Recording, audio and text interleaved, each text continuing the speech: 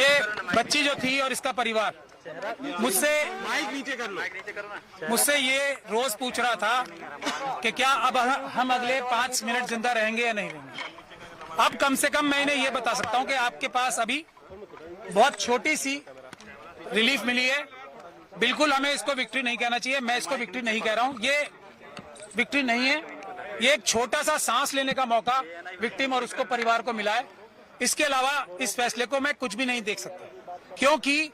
जो सीबीआई ने जो स्टैंड लिया है, जो हमें डर था वही किया उन्होंने। बहुत लिमिटेड पॉइंट पे स्टैंड लिया है उन्होंने,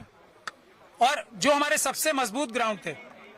उनको रेज ही नहीं किया, जो जजमेंट में भी मौजूद है। और अगर सीबीआई के पास तो हमारी रिटर्न सबमिशन भी मौजूद थी ना, जो हमने हाईकोर्ट में फाइल की थी, ना उन्होंने हमसे कंसल्ट किया ताकि हम उनकी पिटीशन बेहतर बनाने की कोशिश करते, ना उन्होंने हमें पार्टी बनाया और कोशिश ये की कि हमें लास्ट मोमेंट तक उनकी जो एसएलपी फाइल है वो भी ना मिला। तब आज भी, लेकिन मैंने आपको पहले भी कहा है, इस बच्ची और इसके परिवार के खिलाफ इतने ज्यादा अत्याचार हुए हैं, इतने ज्यादा सबूत मौजूद हैं कि अगर इतनी सी भी बात की जाएगी ना, तो कोई भी जज, कोई भी अदालत इस बच्ची के ही पक्ष में फैसला देगी। और इसीलिए इस जजमेंट को हम क्रिटिसाइज कर रहे थे कि ये जो दिल्ली हाईकोर्ट की जजमेंट थी वो इतनी महान दयालुता जो दिखाई थी इस कॉन्विक्ट को, कुलदीप सिंह सेंगर को, जिसको मैं बोलता हूँ एप्स्टीन गैंग के मेंबर हैं, वो इंडियन एप्स्टीन गैंग के मेंबर हैं, उनके बहुत बड़ा गैंग भी है। और आज आप लोगों ने अंदर भी देख लिया होगा कि हम लोगों की संख्या इतनी सी थी उन लोगों की संख्या के आगे, और हमें दोनों तरफ से मुकाबला करना पड़ रहा था, इस तरफ से भी और उस तरफ से भी।